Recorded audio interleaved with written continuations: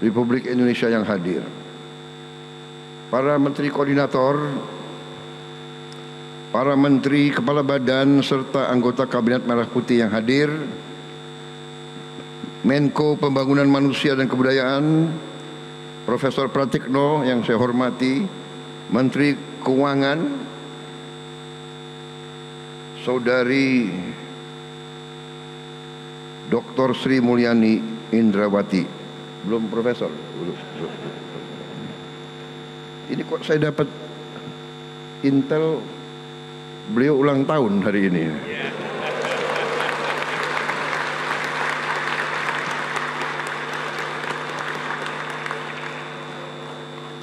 Ulang tahun ke-36.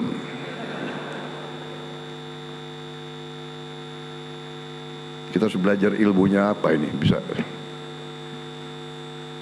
Menteri Pendidikan Tinggi, Sains dan Teknologi. Oh, nah ini Profesor Brian Yuliarto. Kadang-kadang Brian, kadang-kadang Brian. Kalau sama orang asing, Brian. Menteri Pendaya Gunaan Aparatur Negara dan Reformasi Birokrasi, Saudara Rini Widiantini.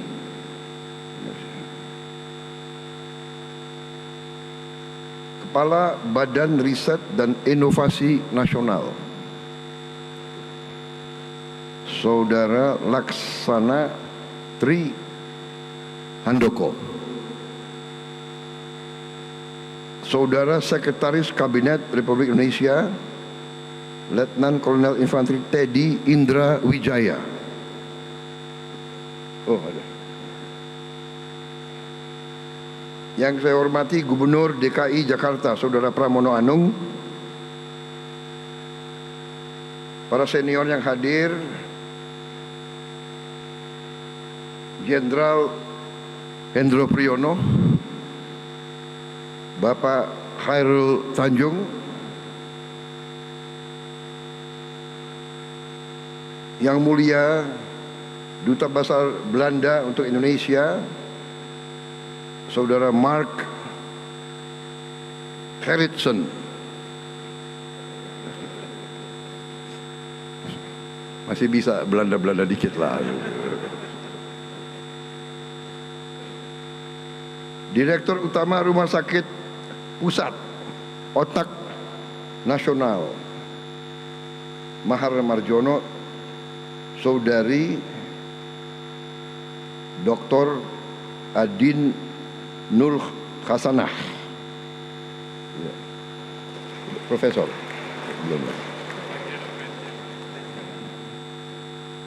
Yang saya hormati dan saya banggakan, para jajaran pimpinan Institut Neuroscience Nasional dan Rumah Sakit Pusat Otak Nasional Mahar Marjono, dan seluruh tenaga medis dan hadirin undangan serta rekan-rekan pers dan media yang hadir. Selamat sore. Pertama-tama tentunya sebagai insan yang bertakwa, marilah kita tidak henti-hentinya memanjatkan puji syukur kehadirat Tuhan Yang Maha Kuasa bagi umat Islam, Allah Subhanahu wa taala, atas segala karunia, atas berkah dan kesehatan yang masih diberikan kepada kita, sehingga kita dapat berkumpul sore hari ini untuk hadir pada acara peresmian Gedung Layanan Terpadu dan juga peresmian Institut Neuroscience Nasional, Rumah Sakit Pusat Otak Nasional Mahar Marjono di Jakarta. Rumah sakit ini bukan hanya tempat layanan, tapi juga pusat pendidikan dan penelitian untuk dokter spesialis di bidang saraf dan otak.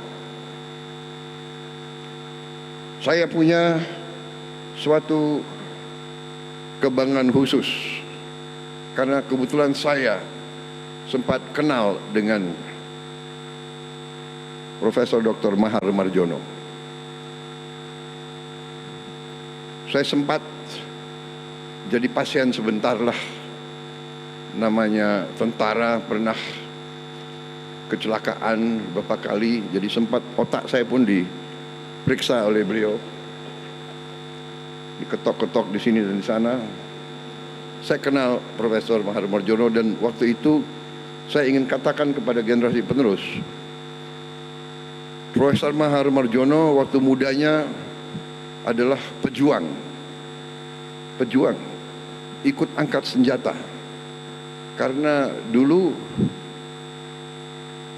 fakultas kedokteran di mana-mana terdiri dari anak-anak yang paling pinter di Republik ini, dan banyak di antara mereka yang akhirnya jadi pemimpin pejuang di lapangan. Angkatan 45 banyak sekali dokter yang memimpin, bahkan yang menjadi jenderal, dokter medical doctor. Kita mengenang Jenderal Ibnu Sutowo, kita mengenang Jenderal Eri Sudewo, Rektor Airlangga, kemudian Jenderal Sarif Taib, Rektor UI, kemudian Menteri Pendidikan. Mereka semua pejuang.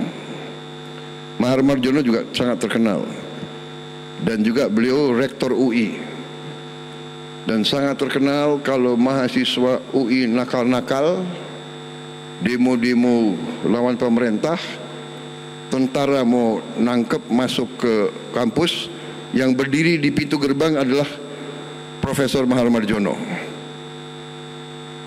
Begitu tentara lihat Mahar Marjono nggak berani masuk, saking hormatnya sama beliau. Hebatnya waktu itu Profesor Mahar Marjono dikenal sering kritik pemerintah, tapi at the same time beliau juga dokter pribadinya Pak Harto.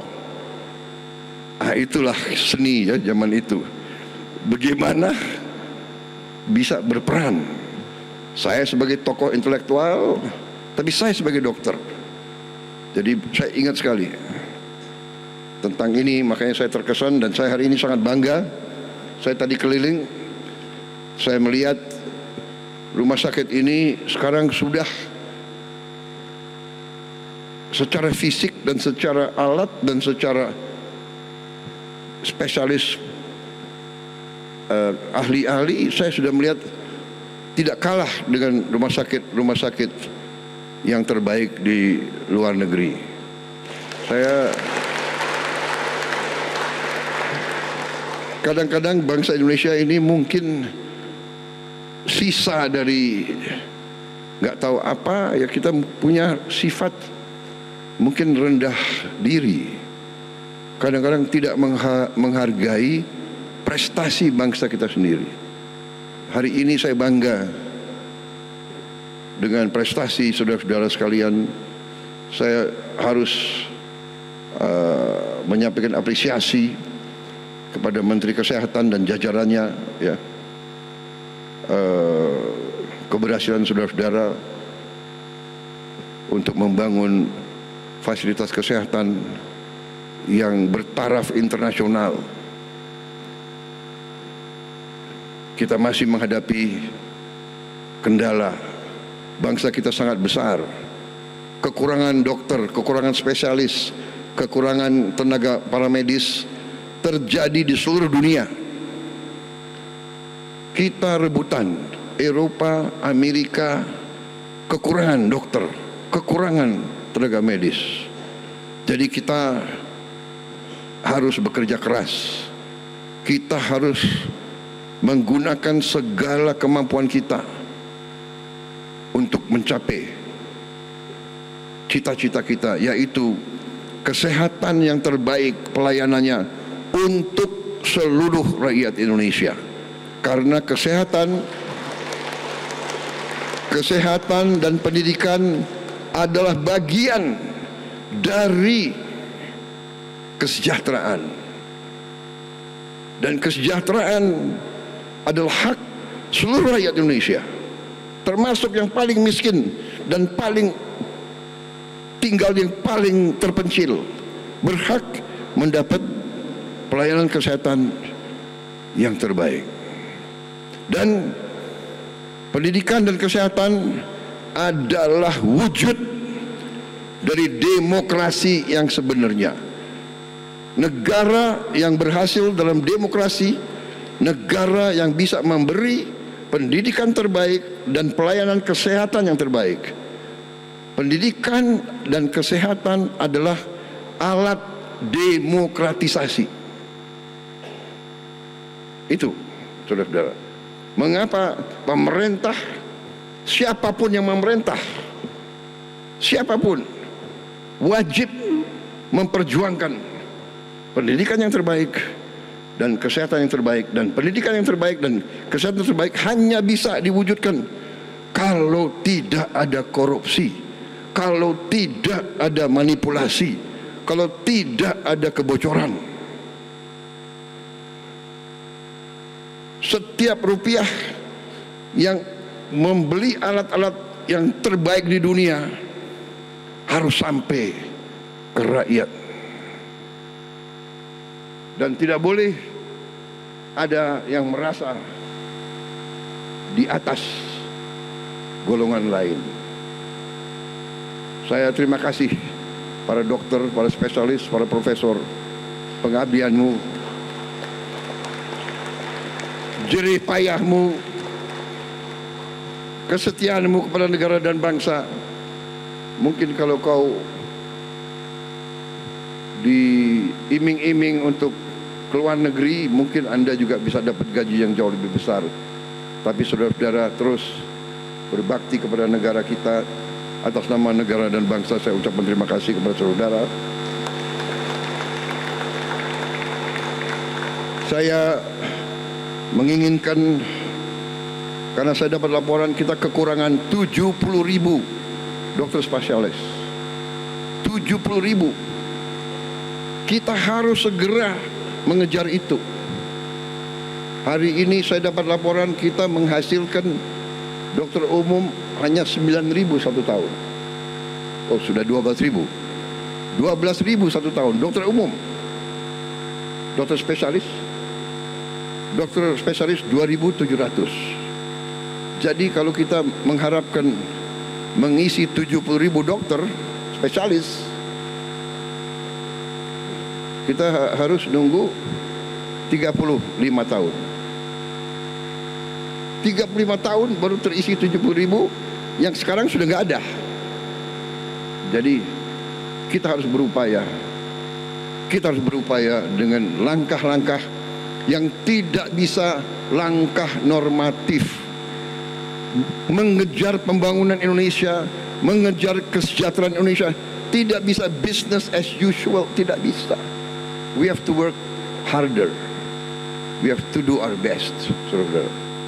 Makanya saya ini sebetulnya ya ada kasihan juga sama menteri-menteri saya itu. Karena di kabinet merah putih itu kata mereka nggak ada hari merah di kalender kita. We work 7 days a week. Tapi saya akan beri saudara-saudara cukup waktu untuk istirahat. Karena yang kita butuh dari saudara adalah leadership, management, and the best decision. Best decision berarti saudara harus dalam keadaan segar. Apalagi kalau dokternya nggak segar, nanti operasinya nggak bagus. Jadi dokter-dokter juga harus cukup istirahat. Saya titip sama saudara-saudara, ya. Ketua rumah sakit, dokter-dokternya harus diberi cukup istirahat. Saudara-saudara, kita harus ngejar 70.000 dokter spesialis. Saya juga target dalam 4 tahun ini kita harus membangun 500 rumah sakit di setiap kabupaten yang kualitasnya sangat tinggi. Tadi dikatakan kalau kena stroke 3 jam, kalau dapat pelayanan 3 jam, selamat. bisa aktif kembali. Lewat 5 jam terapinya lama, bisa jadi beban bagi keluarga. Jadi bagaimana caranya 500 Menteri Kesehatan, 500 rumah sakit berkualitas bagus harus ada di semua kabupaten di Indonesia. Bisa. Harus bisa. Pertama will dulu, harus. Di hati kita, kalau kita punya niat, insya Allah kita akan mencapai itu. Ya. We have the resources, we have to manage our resources. Nanti kita lihat, saudara-saudara sekalian, masalah bangsa Indonesia adalah kadang-kadang tadi itu masalah tidak percaya diri. Waktu saya canangkan makan bergizi untuk semua anak-anak kita, banyak yang tidak percaya, banyak yang tidak percaya, banyak yang tidak setuju. Dan kalaupun setuju, mereka mengira ini akan mengambil waktu 5-10 tahun. Dan beberapa negara membutuhkan waktu 5-10 tahun. Tapi saya kemarin punya sesuatu kebanggaan. Saya bisa berdiri di depan wakil-wakil rakyat.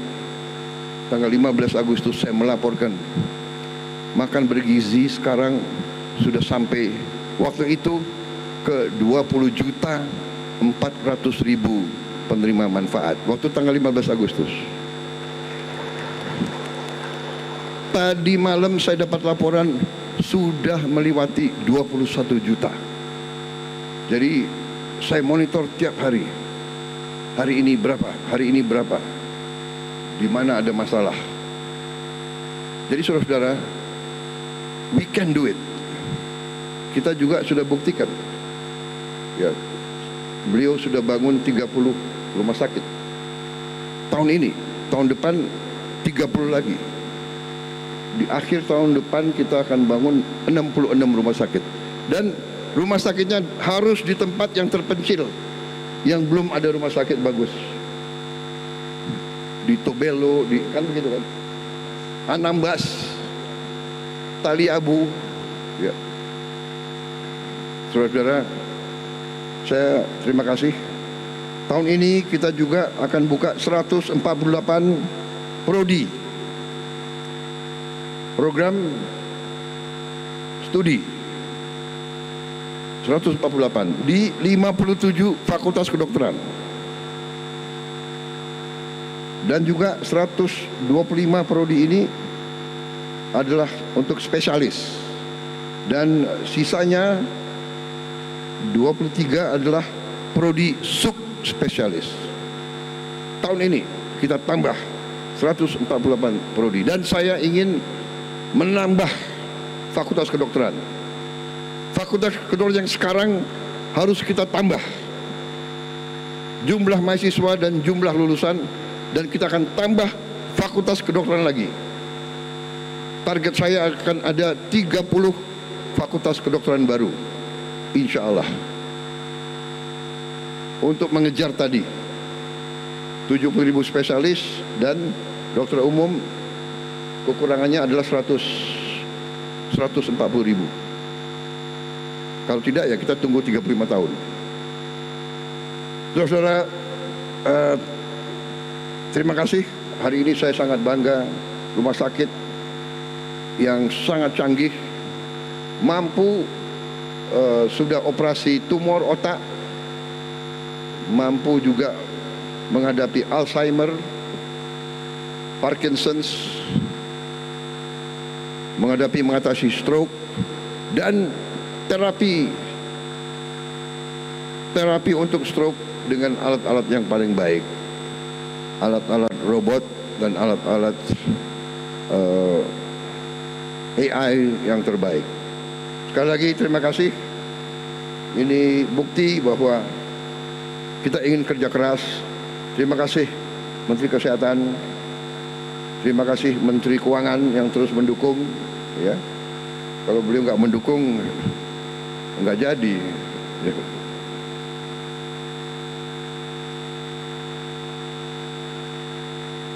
Terima kasih semua unsur Dan juga terima kasih pihak luar negeri. Saya dapat dari laporan bahwa pemerintah Belanda juga membantu. Terima kasih dengan bantuan dari pemerintah Belanda atas dukungan untuk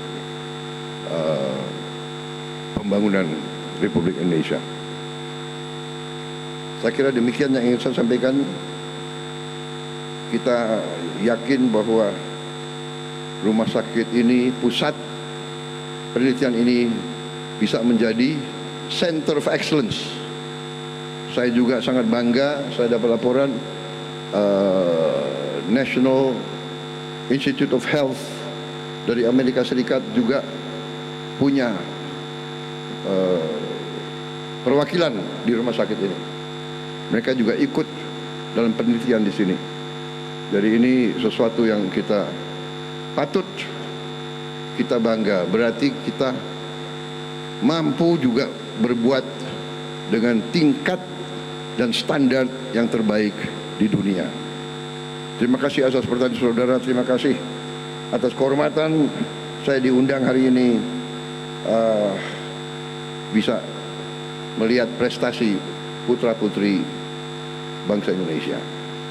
Wassalamualaikum warahmatullahi wabarakatuh. Shalom Salve. Om Santi Santi Santi Om. Namo Buddhaya, salam kebajikan. Rahayu Rahayu. Terima kasih. Dilanjutkan dengan pernyataan dan penekanan tombol sirene. Dengan mengucap Bismillahirrahmanirrahim, pada sore hari ini Selasa 26 Agustus tahun 2025, saya Prabowo Subianto, Presiden Republik Indonesia, dengan ini meresmikan Gedung Layanan Terpadu dan Institut Neuroscience Nasional Rumah Sakit Otak Nasional Mahar Marjono. Ayo, Prof. Menteri Keuangan. Kami pandu hitung mundur. Ayo, ya, ya. Dalam 3, 2, 1.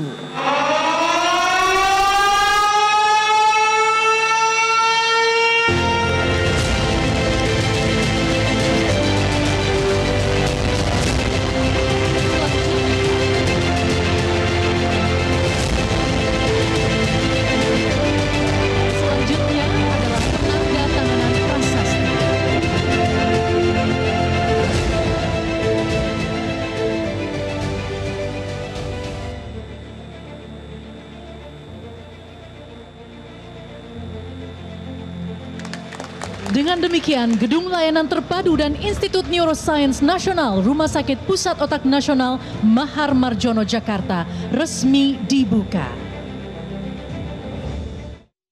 Download Metro TV Extend sekarang.